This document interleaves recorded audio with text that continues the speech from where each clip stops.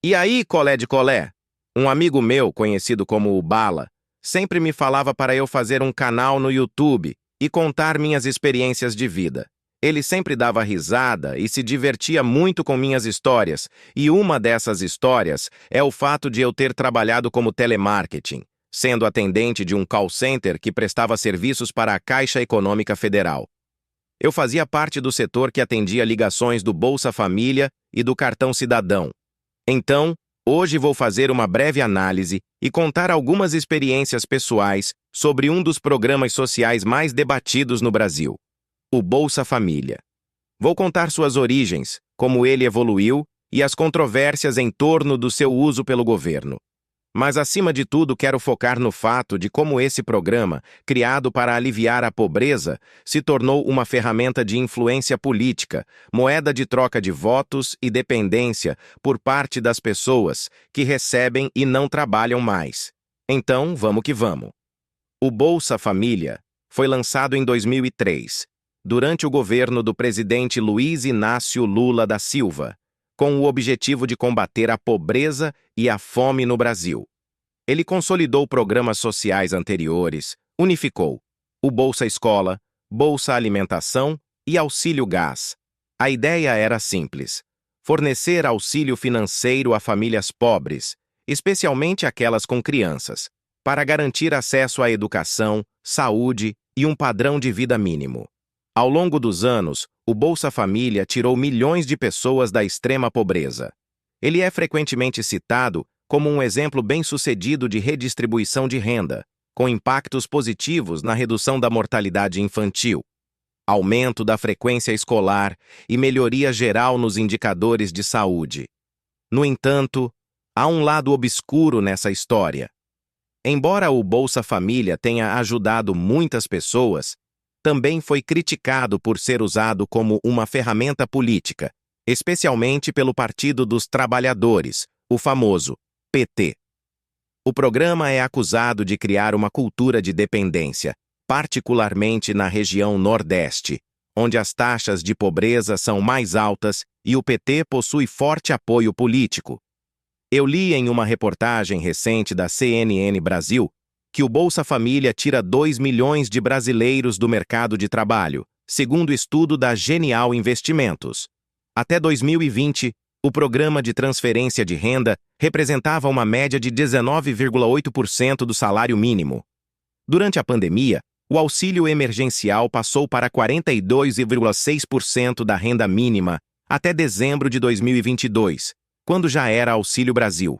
No governo Lula, novamente batizado de Bolsa Família, o benefício chegou a 50% de um salário mínimo em setembro de 2023. O calendário de pagamentos do Bolsa Família para agosto de 2024 foi divulgado, sendo escalonado de acordo com o NIS. O benefício mínimo é de R$ 600 por família ou R$ 142 por pessoa. Além do valor base, é dado um adicional de R$ 150 por criança menor de 7 anos e R$ 50 por cada pessoa entre 7 e 18 anos incompletos, gestante ou lactante. Quando o Bolsa Família foi criado, o valor que as famílias recebiam era pequeno, então não valia a pena parar de trabalhar só por causa disso.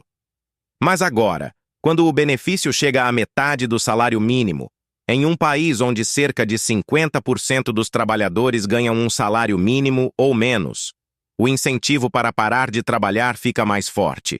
Além disso, os pesquisadores apontam outro fator. Enquanto os benefícios sociais aumentaram bastante, o salário real caiu em 2023 por causa da inflação. Isso fez com que fosse menos vantajoso voltar ao mercado de trabalho. Quero fazer um paralelo sobre o auxílio emergencial, porque tem relação com a crítica ao Bolsa Família. Atualmente, eu moro no DF, mas em 2020 estava morando na minha cidade natal, que fica no interior da Bahia. É uma cidade de 50 mil habitantes. Nem todos se conhecem, mas eu conheço algumas pessoas. E o que mais tem na cidade são indivíduos com o seguinte pensamento: meu fi, se eu já não trabalhava recebendo R$ 390 de Bolsa Família, tu acha que vou trabalhar recebendo R$ 1.200 de auxílio? Eu morava sozinho lá. e estava cansado de faxinar a casa, porque afinal de contas, afazeres domésticos cansa mesmo. Então pedi à minha prima para entrar em contato com uma mulher que fazia faxina nas casas pelo preço de R$ 60. E a resposta que essa ex-faxineira mandou para mim foi a seguinte: Tu acha que vou limpar mais casa por R$ 60? Agora recebo 1.200 de auxílio só para ficar em casa. Pessoas que nunca procuraram emprego na vida, eu vi recebendo 600 de auxílio para comprar drogas e cachaça. Outros financiaram moto, celular, eletrodomésticos. A filha da minha vizinha, uma feminista ferrenha, nunca trabalhou na vida. O tio arrumou até cargo comissionado para ela na prefeitura. Porém, não queria de jeito nenhum. O negócio dela era só ficar no Instagram compartilhando feminismo, ideologia de esquerda e o famoso "fique em casa". Ela recebeu todos os meses o auxílio emergencial. A mãe dela perdeu o emprego por conta da situação global de 2020. Uma vez apenas, quando pediu para ela pagar a conta de luz, a preguiçosa disse que não tinha R$ 1. Gastava tudo com besteira. Tinha um homem muito trabalhador no final da rua em que eu morava. Seu filho é um vagabundo sem futuro que usou o dinheiro do auxílio para comprar maconha e pó. O próprio pai contou, para mim e outro vizinho. Muitas injustiças aconteceram sobre o auxílio emergencial. A minha mãe, por exemplo, é manicure. E meu irmão estava desempregado à época, os dois morando juntos, não receberam R$ 1 sequer de auxílio. Não foram aprovados, não sei o porquê. Muitos que deveriam ter recebido não recebeu, e quem não deveria, recebeu. Eu vi filha de servidora pública do Estado com renda de R$ 6.000 por mês, recebendo todos os meses que teve o auxílio emergencial. Teve casos em que na mesma casa a mãe, 2 filhas e o filho, juntando todos, receberam quase R$ 5.000 de auxílio por mês. Sabe como? Burlando, cada um se cadastrou em um endereço diferente. Tinha gente que ensinava aos outros como fazer essa malandragem brasileira dando risada. Até falaram para mim, por que você não se cadastra? Eu dizia que eu já estava trabalhando e não precisava disso, mas as pessoas insistiam para eu fazer o errado. É muito complicado viver no Brasil. Aqui não é para amadores. Quando era criança, minha mãe ia até o setor da prefeitura para tentar se cadastrar em algum benefício social. Por incrível que pareça, quem chegava para ser atendida, se fosse pobre, era muito mal recebida e maltratada. Agora, se fosse mulher de empresário rico da cidade, filha de fazendeiro ou mulher de alguém influente da política, parente de alguém que gosta de dar carteirada, era muito bem recebida. Mas a pessoa que trabalhava na roça e fosse pobre, era tratada igual lixo. No final da história, depois de muita luta, minha mãe recebeu 3 meses de Bolsa Escola. Porém, foi cortado porque disseram que tinha que atualizar o cadastro de novo. Pois agora seria um cadastro para o novo benefício, o Bolsa Família. E, novamente, a pessoa tem que ser humilhada pelos funcionários da prefeitura, enquanto as esposas ou filhas de gente rica entra e sai dando risada. Se isso acontece na sua cidade ou já aconteceu, comenta aqui que eu quero saber. Por muitos anos, o PT vem utilizando o Bolsa Família como uma forma de compra de votos, garantindo apoio contínuo de eleitores de baixa renda e baixo nível de escolaridade, que são dependentes dos benefícios.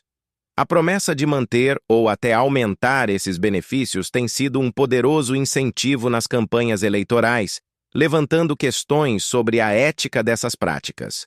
Quando se fala em cortar Bolsa Família, não passa nem Wi-Fi, a pessoa morre de medo. No governo Bolsonaro, por exemplo, ele mudou o nome para Auxílio Brasil, facilitou os critérios e aumentou o valor. Sendo que ele sempre criticou o governo do PT por usar o benefício como moeda de troca de votos. E você deve lembrar que no debate presidencial do segundo turno em 2022, Lula e Bolsonaro não tinham propostas. Eram só ataques pessoais, além de ficarem defendendo quem aumentou mais o Bolsa Família. Outra grande crítica é que o Bolsa Família, em seu formato atual, pode incentivar a dependência em vez da autossuficiência. Algumas famílias, na prática, têm mais filhos para aumentar o valor do benefício, vendo o Bolsa Família como uma fonte de renda de longo prazo e não como uma ajuda temporária para se reerguer. A pessoa pensa, por exemplo, se eu recebo R$ 200 de um filho, então 2 serão 400, 3 600, 4 800 reais. Sendo que um filho já custa bem mais caro do que isso, imagine 4. Quando fui atendente de telemarketing, eu recebia ligações da mesma pessoa várias vezes no dia. Ela queria saber qual dia poderia sacar seu benefício ou outras informações. Eu informava tudo, seguia o roteiro, mas a pessoa não queria deixar a gente desligar. Queria conversar, desabafar, contava tudo pra gente. Falava que deixou de receber o valor do benefício de um filho porque ele não queria mais ir para a escola, só queria ficar em casa e perguntava o que eu poderia fazer. A minha resposta era que eu não poderia fazer nada. Ela tinha que procurar a assistência social do município. Então, essa mesma pessoa retornava a ligação imediatamente e, na maioria das vezes, caía para mim de novo. Outros colegas até diziam: eu já falei com essa mulher umas 3 vezes hoje. O problema do nosso país é que o governo dá o peixe, mas não ensina a pescar. Vejo vários canais falando sobre as matérias que deveriam ser cobradas na escola, mas você acha mesmo que o governo vai querer que seu gado burro e analfabeto acorde para a vida e comece a pensar? É muito mais fácil mover marionetes cabeças de vento do que pessoas críticas que pensam. O argumento do brasileiro cabeça de vento é: eu vi na televisão. Mas pergunta a ele o que acabou de ver. Explica o que viu. Eu não sei. É preciso falar sobre o estado de bem-estar social, que surgiu no final do século XIX, na Europa, como uma resposta às desigualdades provocadas pela Revolução Industrial. Ele se expandiu após a Segunda Guerra Mundial, com governos assumindo a responsabilidade de garantir saúde, educação e seguridade social para todos os cidadãos. No Brasil, esse modelo se consolidou com a Constituição de 1988, que ampliou direitos sociais e criou programas como o SUS e a Previdência Social. Apesar dos benefícios, o modelo enfrentou desafios significativos na Europa. O aumento dos gastos públicos e o envelhecimento da população levaram a crises fiscais e à necessidade de reformas para garantir a sustentabilidade econômica. Muitos países precisaram ajustar suas políticas, reduzindo benefícios e incentivando o retorno das pessoas ao mercado de trabalho e à autossuficiência. Atualmente, o estado de bem-estar social ainda existe na Europa, mas em uma versão mais enxuta e focada na eficiência. A crítica principal é que, se mal gerido, pode criar uma dependência excessiva do governo e dificultar o crescimento econômico. No entanto, quando bem administrado, pode ser uma ferramenta poderosa para reduzir desigualdades e promover o bem-estar da população. Mas o que acontece no Brasil é que nós, pobres, temos uma dependência fora do normal do governo. Aqui a gente não tem incentivo para nada. A iniciativa privada é falida e se você não tem talento para ser jogador de futebol, ator ou cantor, o jeito é tentar vencer na vida através do concurso público.